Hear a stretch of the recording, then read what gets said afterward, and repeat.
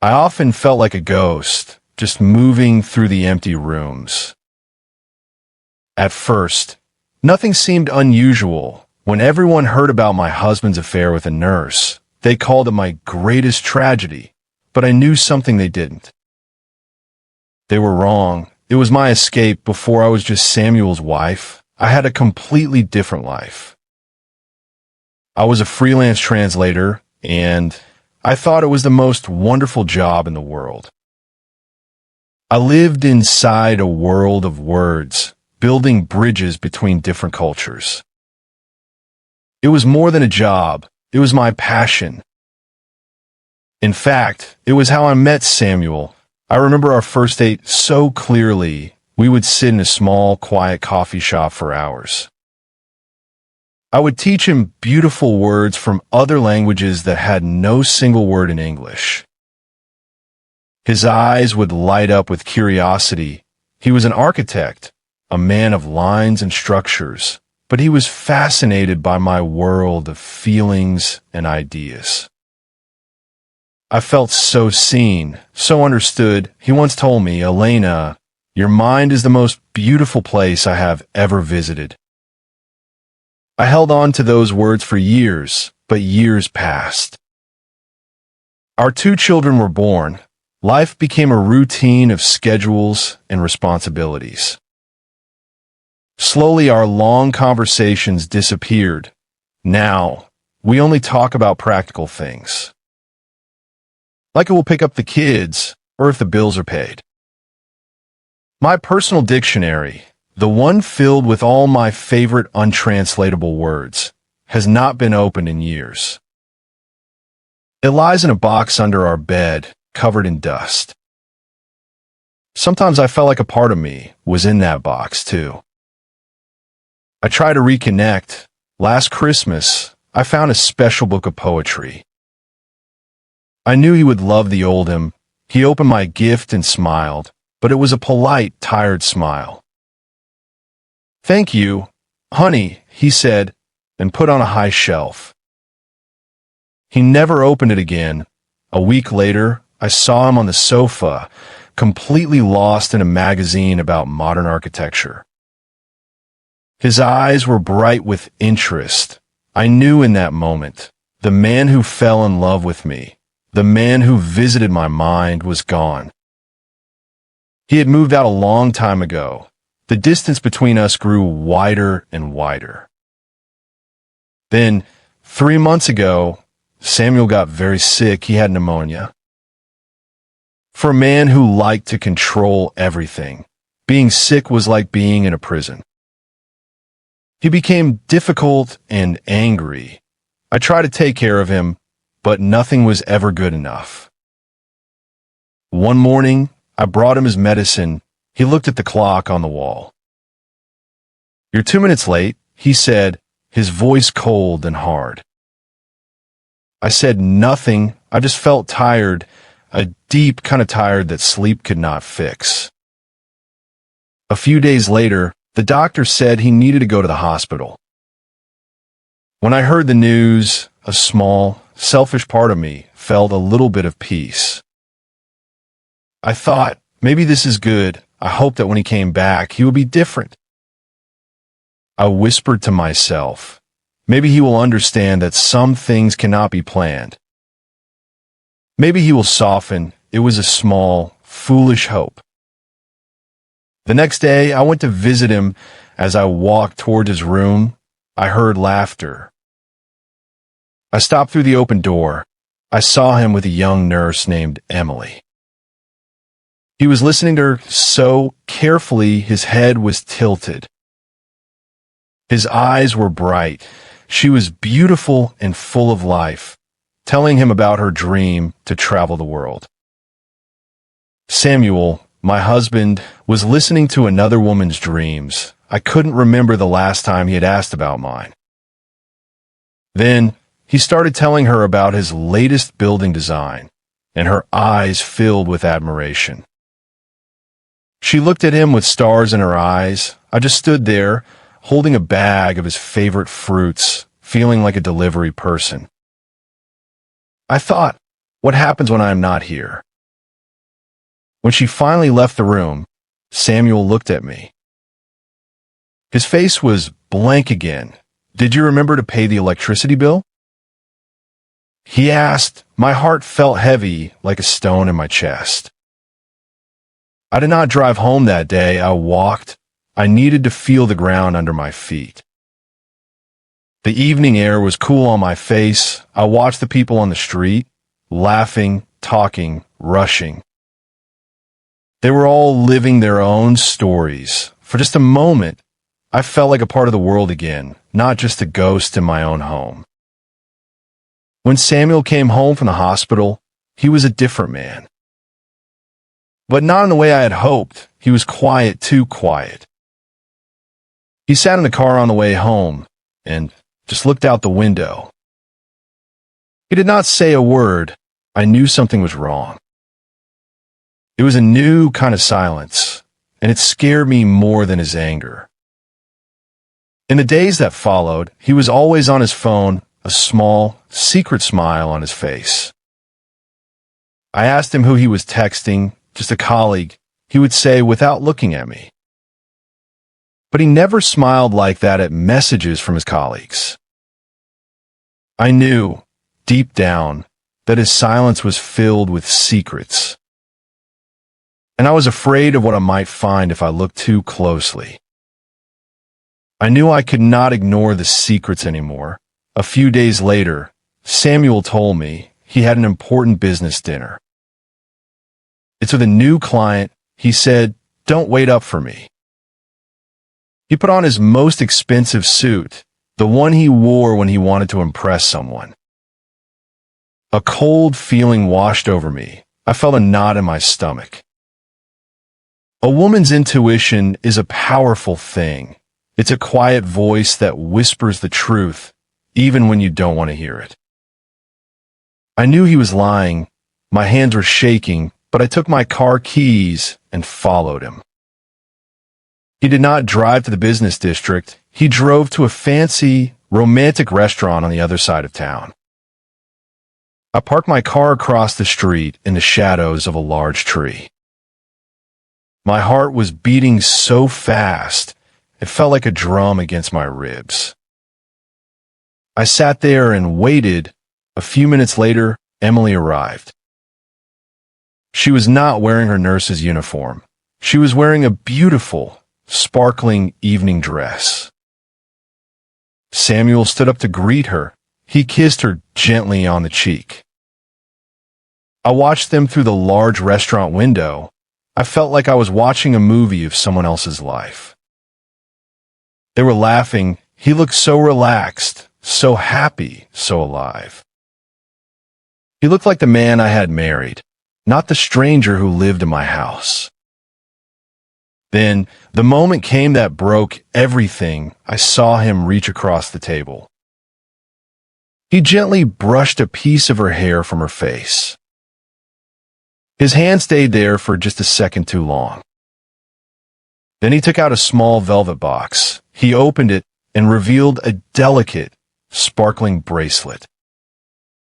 My breath caught in my throat. He carefully put the bracelet on her wrist. Then, he lifted her hand to his lips and kissed it. It was not a passionate kiss. It was a kiss full of tenderness, of affection, of promise. It was everything he had stopped giving me years ago. That was the final limit. In that moment, something inside me snapped. I felt the air leave my lungs. My entire world became small and focused on that one image. His lips on her hand. I felt no tears. I only felt a strange, cold calm. I knew what I had to do. I got out of the car. I walked across the street. My steps steady and sure, I walked into the restaurant. The soft music and chatter stopped as people turned to look at me. I ignored them. I walked directly to their table. Samuel and Emily looked up. The smiles on their faces froze. Their skin went pale. I said nothing. I looked straight at Emily. For years, I had been a ghost. In that moment, I decided to finally be seen. I raised my hand. The sound of the slap was loud in the quiet room. It echoed through the entire restaurant. The sound of the slap cut through the soft music. For a moment, there was only silence. Every person in the restaurant was staring at our table. Emily held her hand to her face, her eyes wide with shock and shame. I could see a red mark already forming on her cheek. Samuel jumped to his feet. His chair scraped loudly against the polished floor. His face was dark red with anger and embarrassment. "Elena!" He finally shouted, his voice shaking. "Are you crazy?" I looked at him, and for the first time in many years, I did not feel small or afraid. I felt nothing, just a cold, clear calm. I thought, so this is the end? A small, sad smile touched my lips. "Crazy?" I asked. My voice was quiet, but it carried through the silent room. "No, Samuel, I'm not crazy." I took a deep breath. "For years, I tried to understand your silence. I tried to understand your distance. But I was using the wrong dictionary." I looked at the bracelet on Emily's wrist. Then back at his shocked face. "Tonight, I am finally translating your actions into truth. And the truth is, our marriage is over." The words hung in the air between us. I felt a strange sense of power. I had finally said it. I had finally spoken my own language. Samuel just stood there. Speechless, his mouth was open, but no words came out. He looked completely lost. I turned my head and looked at the other diners. They were all watching us, their forks frozen in midair. I knew I had to finish this. "I am sorry to disturb your evening," I said, my voice clear and steady for everyone to hear. "My husband here, the talented architect, is just designing a new relationship." I let the words sink in. "Please continue your meals." I gave Samuel one last look. I saw shock, I saw anger, and for the first time I saw a little bit of fear in his eyes. I knew he finally understood that he had lost control. Then, I turned around. What happened next was beyond explanation. I did not run. I walked slowly and calmly towards the exit. With every step, I felt the weight of the last 15 years lifting from my shoulders. I left him and his new design behind in the ruins. I drove home alone. The adrenaline from the restaurant slowly faded away. It was replaced by a deep, aching emptiness. I walked into our dark, quiet house. I sat on the sofa and waited. I did not turn on any lights. I just sat there in the darkness and waited for the real storm to begin. An hour later, Samuel came home. He slammed the front door shut. The sound echoed through the house. He turned on the lights. And his face was a mask of fury. "How could you do that, Elena?" He yelled, throwing his car keys onto the table. "You embarrass me. You embarrass both of us." I looked at him. I was no longer the quiet wife. The woman from the restaurant was still with me. "I embarrassed you?" I asked, my voice dangerously calm. "You are the one who was on a secret date with another woman. You're the one who lied." He walked closer, his fist tight. "All right," he shouted. "You want the truth? Fine, I will give you the truth. Being with her, I feel alive. She admires me. She listens to me. She makes me feel like a man." He pointed a finger at me. "And you? What do you do?" You are just quiet. I'm so tired of your silence. Your sadness for years. There's been nothing interesting, nothing exciting. You made yourself a ghost in this house. And now you blame me for not seeing you. His words were like stones, each one hitting me hard, but something strange happened. They did not break me. He took another step closer, his voice filled with contempt. Who do you think you are to make a scene like that? You live in my house. You spend my money without me. What are you? Elena, a lonely housewife with some silly, unfinished dictionary. Do you really think you can survive without me? I listened to every cruel word, and in that terrible moment, I felt a powerful change inside me. His words were supposed to kill my spirit. Instead, they revived me. All the sadness I had carried for years suddenly disappeared. All that was left was clarity. I felt a strange peace fall over me. I did not cry. My hands were steady. I looked straight into his angry, confused eyes. A small, real smile touched my lips for the first time in a very long time. Thank you, Samuel, I said softly. He looked confused. Thank you for what? For finally telling the truth, I whispered. Then I knew exactly what my future would be. That night, I did not go to our bedroom. I slept on the sofa in the living room. I did not feel sad or scared anymore. I only felt a clear sense of purpose. I knew what I had to do. The next morning, while Samuel was at work, I made a phone call. It was the most important call in my life. I called a lawyer. I explained everything. My voice was calm and strong. I was ready to fight for my freedom. The divorce was not easy. Samuel was angry and hurt. He thought his money could fix everything. He hired the best lawyers. He tried to get custody of our children.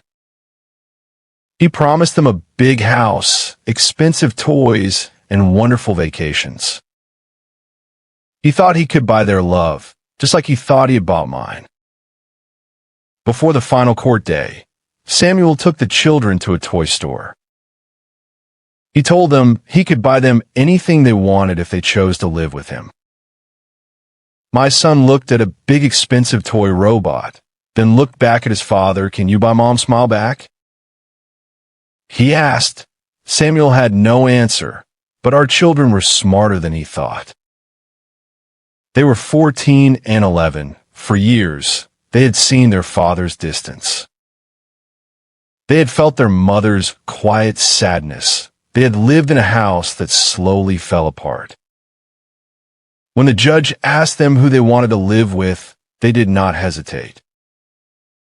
They chose me. They chose a smaller apartment filled with love over a big empty house. I thought that would be his greatest pain. Losing his children, it was Samuel's first real failure.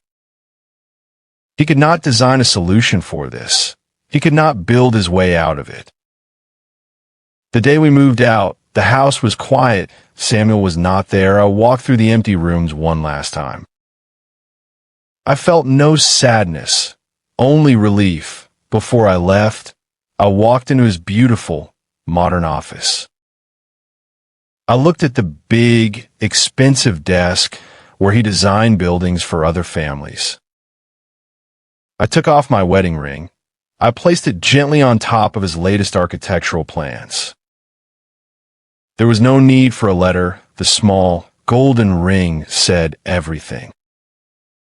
It was the final translation. A year passed. My new life was not easy, but it was mine. I found a small, bright apartment for me and the children.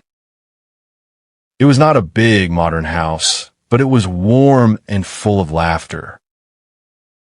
It was a home. One evening, there was a knock on the door. I was surprised to see Samuel standing there. He looked older and very tired. The confident, powerful architect was gone. He looked like a broken building. He asked if he could talk to me for a minute. I let him in. He told me everything.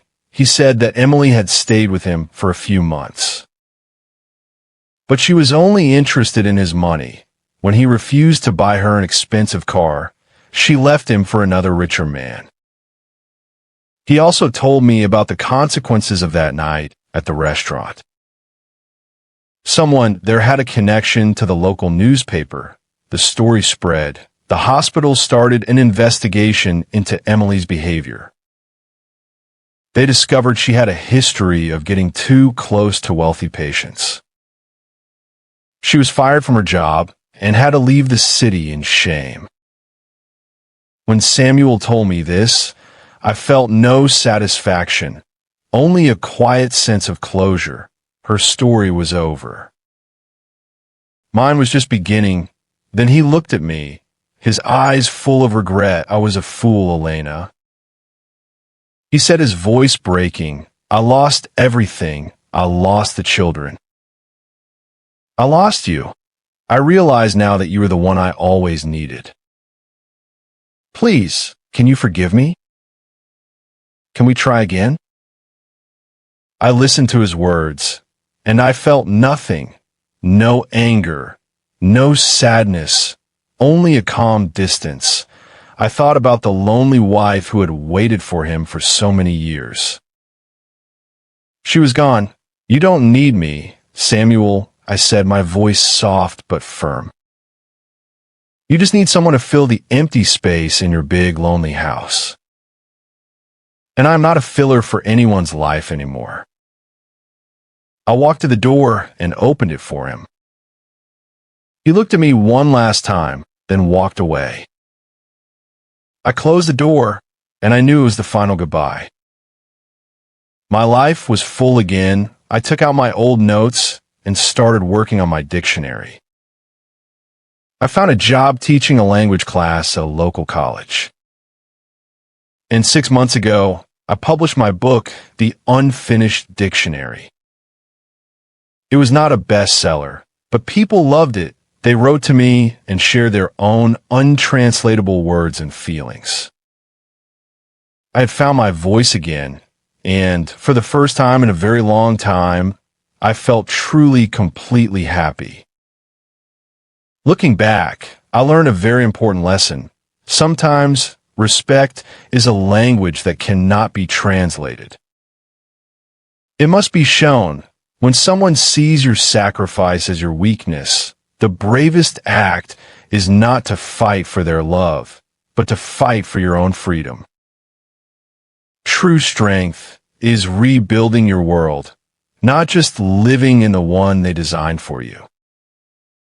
This story teaches us some important real-life lessons. The problem was bigger than just a wrong love.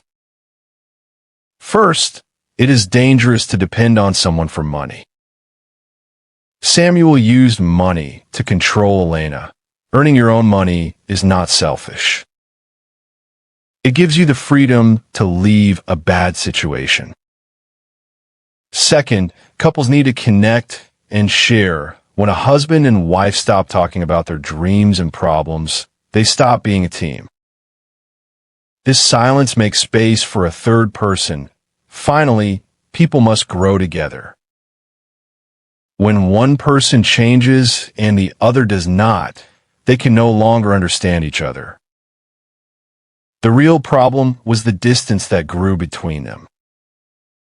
So always have your own skills and passions, and build a life based on shared dreams and respect. What is one word from your language that describes a powerful feeling? Share it in the comments below. Let's create our own dictionary of the heart. Thank you for listening to this story. Please like the video and subscribe to Storyflow. Find your voice, and we will see you in the next story. But the truth was far more disturbing.